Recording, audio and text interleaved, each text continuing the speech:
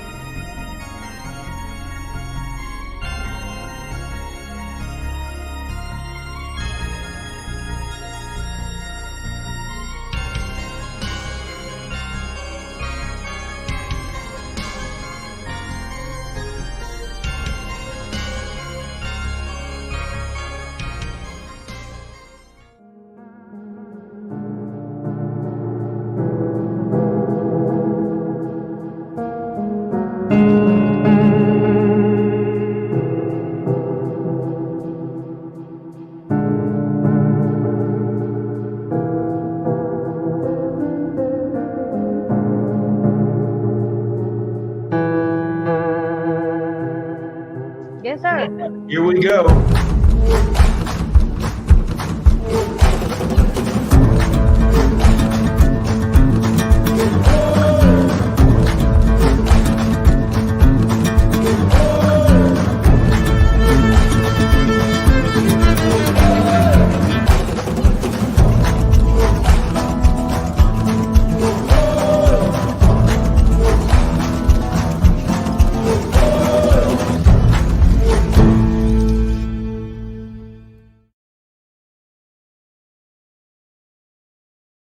So are you ready? All right, remember we start each show with the latest sighting. Now, the sighting this week actually happened a couple of weeks ago, but it was only just posted in the last couple of days. Right. I think, yeah, so, but anyway, so it's current, and Tim's here to tell us about it. Tim, I got the pictures up whenever you're ready. We've actually got two aquatic cryptids that have been seen in the last few weeks. The first one is going to be the Loch Ness monsters, and the pictures really started circulating about last Saturday. Right. A guy from Scotland, right around the Loch Ness area, was out walking. He said he saw the creatures begin to surface.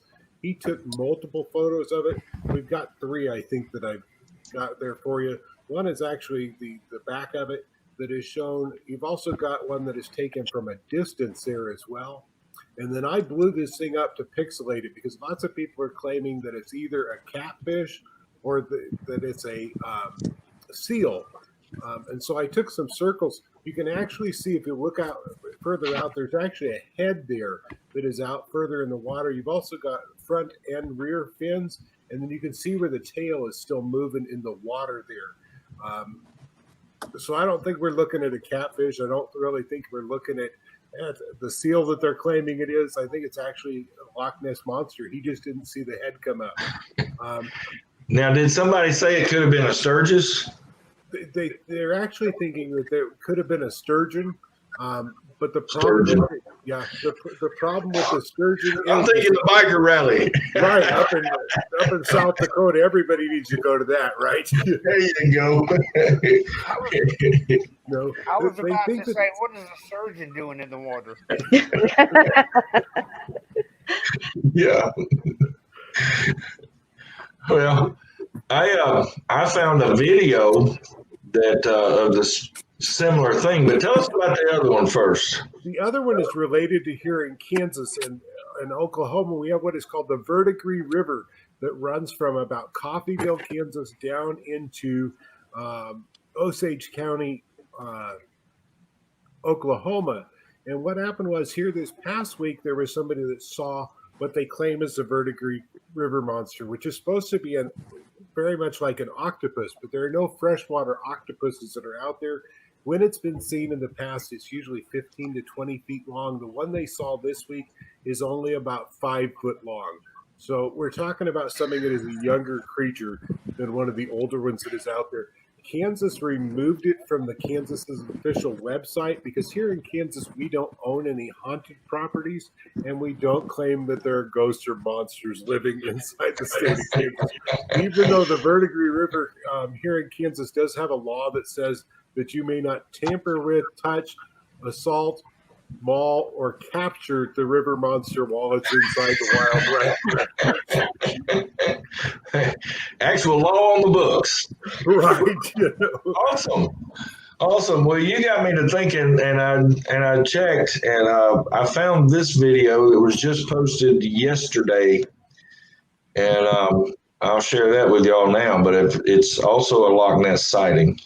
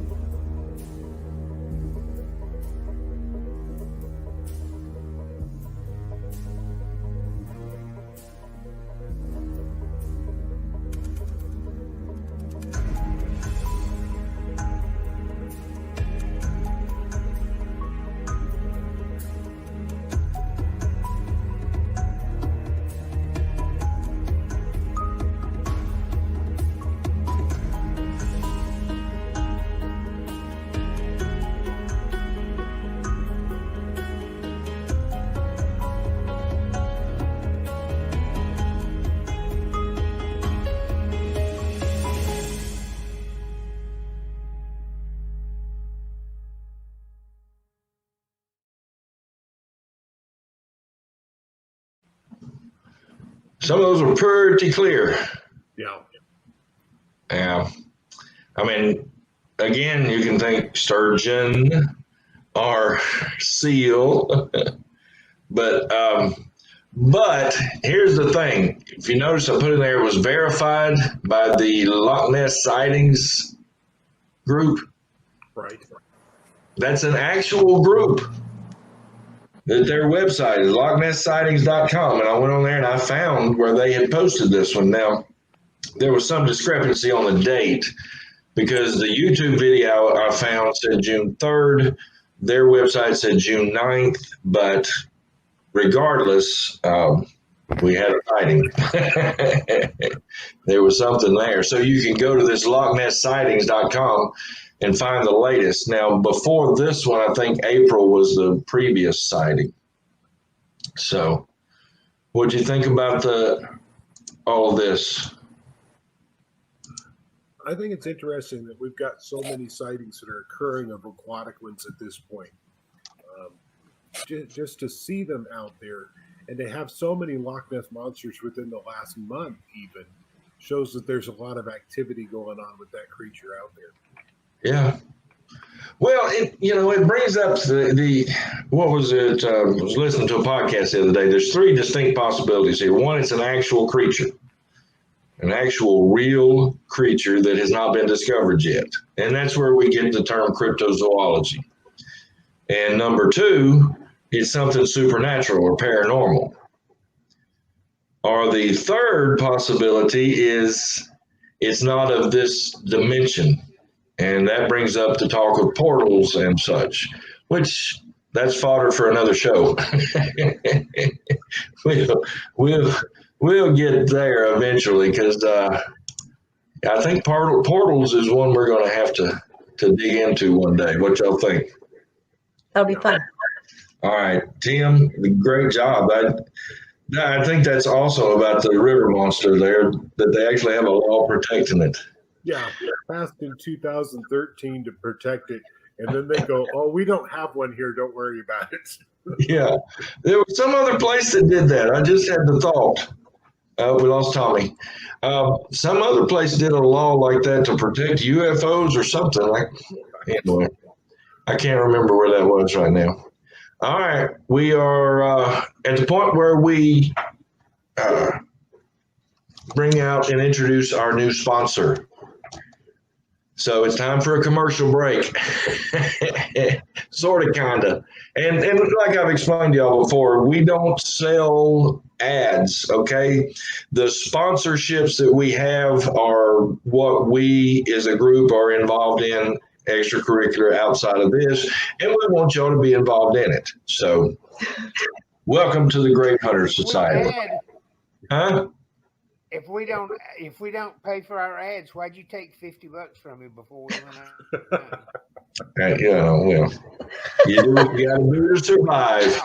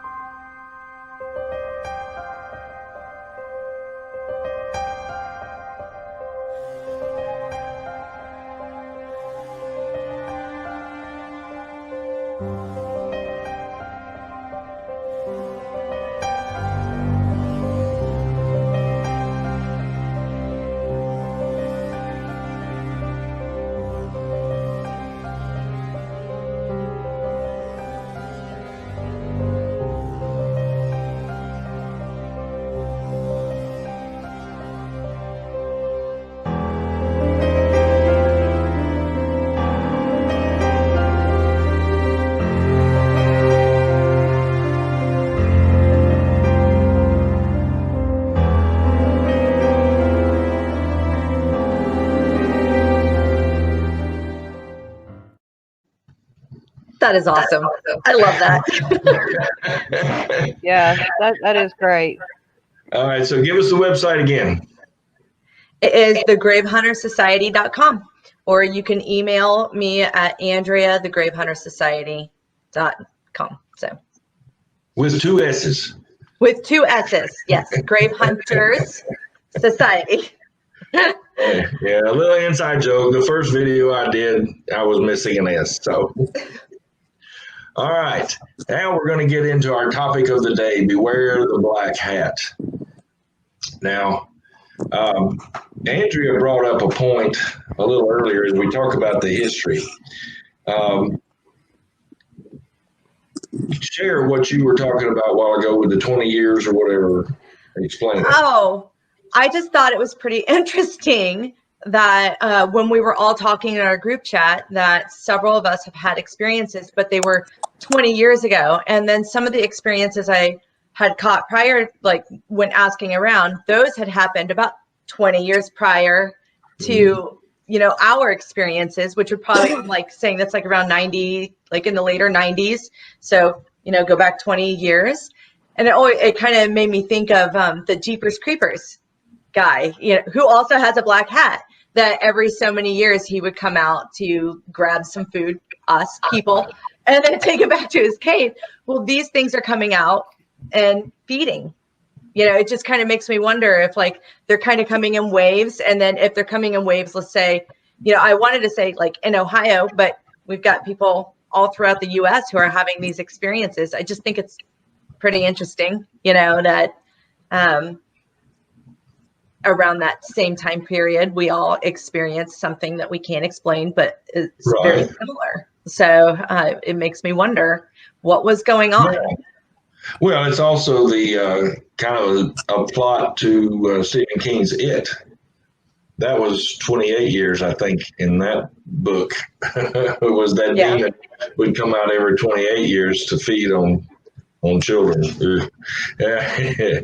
Anyway, as far as an actual, Pennywise with the red balloon. All right. As far as the history goes, there's no actual detailed history, okay? But it starts with the shadow people, right? I mean, it seems like in everything that I've gone over, it's like it's almost like it evolves. Would you agree? From a shadow in the corner kind of thing.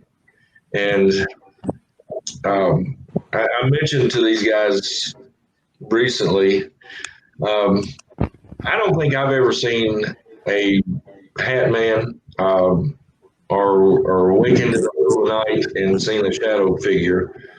But I have been on investigations and seen shadows that moved intelligently. And on video where it's, you could see a darkness move. The earliest that I can remember actually seeing something is I was driving south on Highway 63 in Mississippi years ago, just years and years ago. But it was night and it was dark, but there were, lights along the road, houses and whatnot. And I remember seeing probably about 50 yards out the driver's window, basically flying at the speed that I was driving, just a patch of black. And I mean, as I'm driving, I look over and I just see this black thing moving with me. And if I slowed down, it slowed down. If I sped up, it sped up. But it just, I guess you could say it followed me for several miles, and this patch of blackness over to my left, when we go past the light would disappear. So this patch of blackness just followed me for several miles, and then it just disappeared. What was some of the first you've heard of shadow people? Anybody?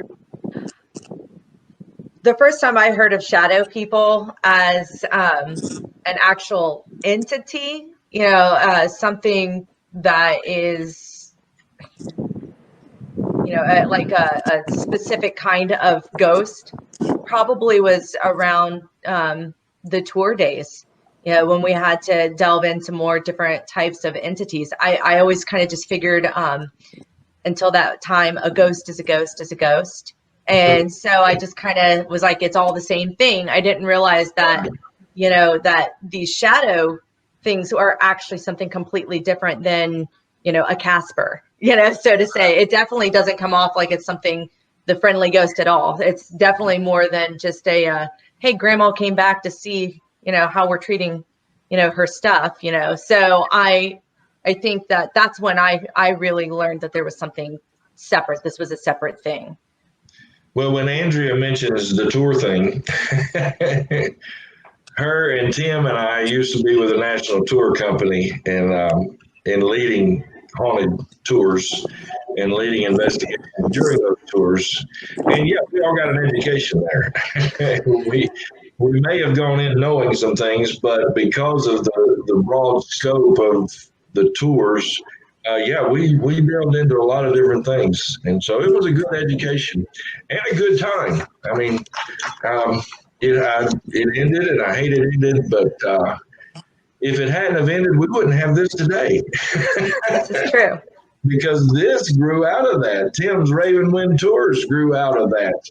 The Grave Hunters Society grew out of that. I mean, we some good things have happened because of that.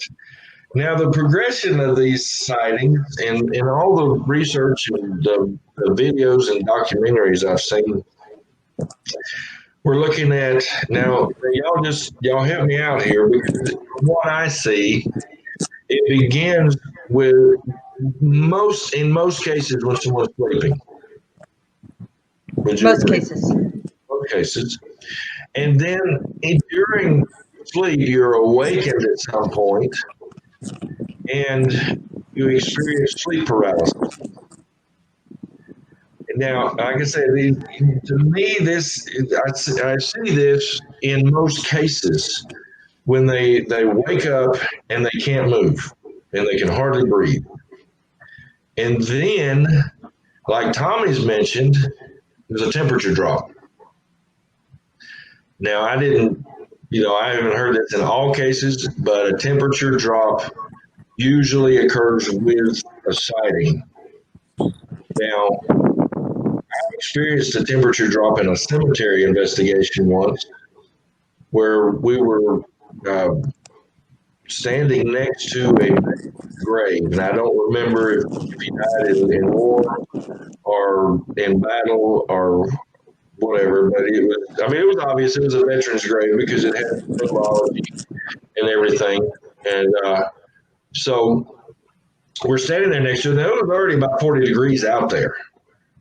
And we were all in our coats, bundled up, But you would walk past this grave, and it was like you stepped into a freezer. I mean, a dramatic drop instantly. And then you walk through it.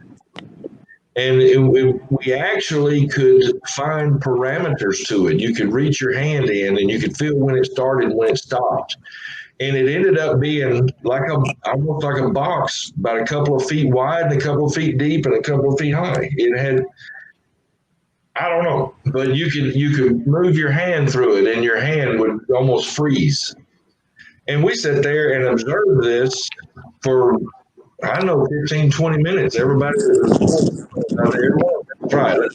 Let's stick our hand in there, but similar things happened. I mean, Tommy said that with his sighting, and we're going to go into his sighting a little later, but he noticed, and then, of course, when it was over, the temperature went back up. But before the sighting, usually, is intense fear. I mean, is that what you guys have come up with? Are these the things that you guys have come up in your research? It's what I came up with in the research, that it causes, it's malevolent feeling. Did I say that right? That you it's very looming. And my experience, I didn't feel that way though. But yeah, I have watched somebody have that experience and they behaved that way. So, that's what I've seen. Yeah. Well, I mean, I to get an understanding of something, I have to break it down. That's just me. And so I see kind of a progression here. You're asleep and then something awakens you and you can't move, you feel the temperature drop, and then it's like an overwhelming, for lack of a better word, paralyzing fear.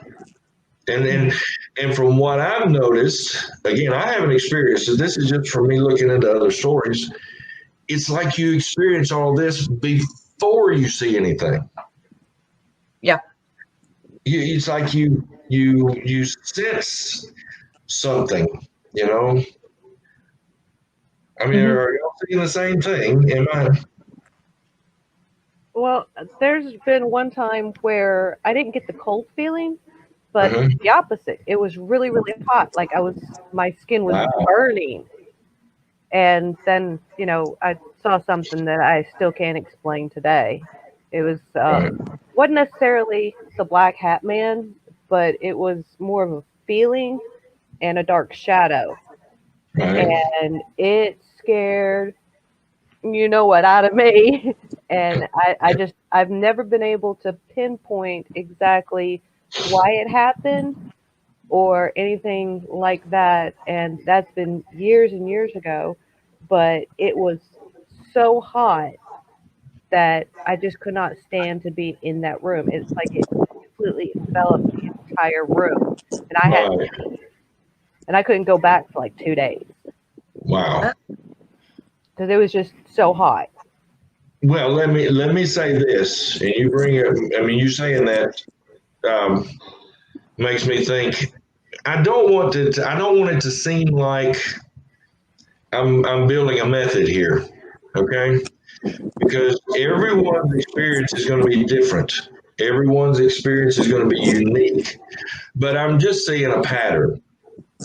You know, I've seen the temperature drop in several of the sightings, but then Christine has one where the temperature was raised. So you never know. But then I believe is when people first see something, and and and this is where I believe the progression happens. Where I from everything I've gleaned, they see the shadow first before they see the hat. Is that? Am I picking that up accurately? Yeah, Yeah. Right. I think so. I think it depends on the I saw situation. it all at the same time. True. When I saw mine, it was all at once. You know, Right. I think it depends on the situation. What I researched, it looked like it just kind of depend on the individual's experience. You know, how awake they were. You know, Yeah. I think that plays into it also. Also, when you're in a state of fear, it's hard to remember. So some people may say, you know, oh, it was just a shadow, and then all of a sudden this form. When it may have been, it just took that long for them to kind of process what was going on, but it was already there. Yeah, because your senses are on high alert, but then your like you said, your processing may take a little bit. I mean, when you're seeing something like that. So yeah, I can see that. I mean, that makes sense to me. You know, but here's another common thing is after it's seen, it seems to move closer. You know, and it's almost like it was waiting to be seen. You know, when people wake up and they look up, it's every account I've read and watched on video. It's almost like it was on the other side of the room. They didn't open their eyes and it's right in their face. Does that make sense? Yeah. I think it's waiting to scare you. Yes. I think it's like waiting to intimidate you more. You know, I mean, it's one thing to see it across the room. It's another thing then all of a sudden it's on top of you. You know, that's terrifying, especially if you feel like you can't move to defend yourself. Right. Like it's waiting to be acknowledged. It's yes. waiting not for only dinner. That, but it probably feeds on fear. Well, it worked. That old boy showed power to me. What was that, Don? I said it worked. That's what he was waiting feeds on fear. Oh, I thought you said Donnie. My bad. I did say Donnie. Tommy. Yeah, okay, take turns now. Fear, you know? Yes. You're saying it feeds off of fear? Yeah. Yeah. Tommy, what were you saying? I mean, that's what. Yeah. Who, me? Oh, it's like, you know, like good feeds on positivity. We've been living, the more positive, the better our life is. You know, shadow people, when they get right up on you, they're trying to elicit that fear feeling. And to me, that energy kind of, you know, flows back and forth. Yeah. I could be wrong. I might have been drinking. No, that makes sense. No, it makes sense. Wow. And Tommy, what were you saying? Yeah, I was kind of joking there a little bit. She said something. He was waiting to scare you. Well, it worked. He stood there waiting on me. He scared the far from out of me. I ain't gonna lie about it. Yeah. But yeah, I agree. I agree too. I agree with Donnie. Fear, it's just a form that comes out of you in a form of energy, and I think they feed on that energy. Yeah. Well, that's what I'm seeing here is you open your eyes and you see this thing across the room, and you already sensing this paralyzing fear, and it's almost like when you connect and you see this thing, it's drawn to that fear. It was also something that I've noticed in the research is it wanted to feed on your fear, but they also showed up in a time when you're already susceptible because you might be emotionally exhausted because of things. It's definitely, I noticed, more of an emotional exhaustion. You know, the physical waking you up and making you tired plays into it, but it seems like there's something that's already been pulling on you in your family, in your life, at your job, or all of it. You know, so it makes you're not on your guard naturally. You know, so it makes you more susceptible. It seems like that's what I found in researching. You know, they were already dealing with trauma. Right, and I think Tommy's dealing with a situation now where a woman is seeing this on a regular basis, but she also has other stuff going on in her life as well. So that they're probably feeding off of each other, you know. Awful. But, go ahead. She said that her last sighting was just about 3 days ago. Wow. We're going to talk about some of those in depth in a minute. But the next thing that I seem to think that this shadow person does is they lean in close. And some people have said they even touch them or get right up on their face. And now that would be just, God. Can you imagine? I just can't even, you wake up vulnerable and then you're already experiencing all this and then this thing just slides up on you. And that's another thing. They said they don't like walk, they just glide. But, they've been described as a shadow, but then also the hat. The hat has taken different forms. I think Tommy described it as an old preacher's hat, and that's come up in several of the things that I've gone over. It's like that flat brimmed. Hang on, let me see if I got it here. From Poltergeist 2. Yeah, that just flat brimmed back. I didn't load up that picture, but anyway, that or a cowboy hat or a fedora, or a top hat. I've heard each of those. Have y'all heard anything else? I've heard a cloak. Oh, sorry. Cloak. I've heard a cloak and the hag, the night hag, that it can come in like I don't know how you can tell the shape of a woman, like a shadow hag woman, but they say that that it has a female almost presence, So well, yeah, I mean that's to me that's a different. What do you say? A different manifestation. And I mean, it's actually, I've heard cases where it was actually described where they could see the face and it was like an old woman, like the pictures we get of an old crone witch. When I looked into it, I thought of The Conjuring 1, Bathsheba, the woman that was on top of the wardrobe when she was hiding, and she was the entity that was possessing the place. She was terrifying. Wow. PGs. She was absolutely terrifying for the show. That's what I always envisioned. So, no, thank you. Have any of you guys ever heard of seeing a nun that wasn't actually there, but they saw him there? A nun? Yeah, like a lady dressed up like a nun. Like the cloak. I kind of thought, like the habit. Like it made me wonder if that's what they're describing. Because I've heard people saying that they've seen somebody dressed like a nun before in the habit and all the gear and the necklace and the rosaries and stuff like that. Did they feel afraid? Like were they some yes, some no, because of a Catholic background. They knew what it was, but those that didn't have a Catholic background, they were like, "Oh my God, what is this?"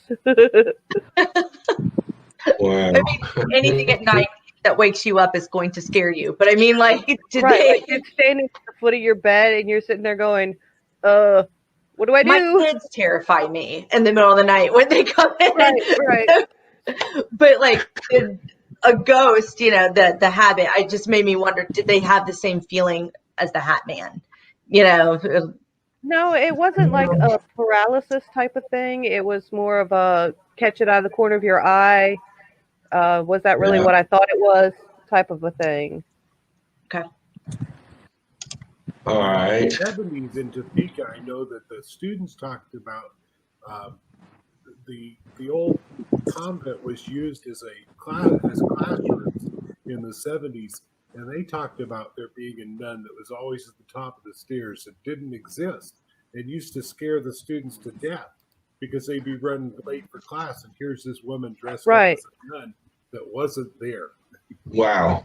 Wow. You know, when I was younger, I went to a Catholic school, and you always saw a nun somewhere. So you really couldn't differentiate besides, you know, one being see-through. But, you know, you'd be going to class and all of a sudden you see this nun and you turn to look and she was gone. It was like, got us to class quicker. I bet. Well, let me ask you a question. Why do you think a hat? You know, I mean, I've been asking myself that since I first heard of the Hat Man. Why a hat? You know, why not horns? You know, why not say Medusa snakehead? But why a hat? That it is maybe it may be a time period type of thing. Yeah, that's what I was thinking. Like maybe back in the 1800s, the grave digger, they had those flat hats. Yeah. And they were scared their own self. That's what I saw the first time I saw it. It was like I was asleep. I woke up and it was standing right at the foot of my bed, and it was dark, and there was a little light coming through the window, but I distinctly saw a black figure with a hat on. Yeah. And I embarrassed everybody within 3 miles.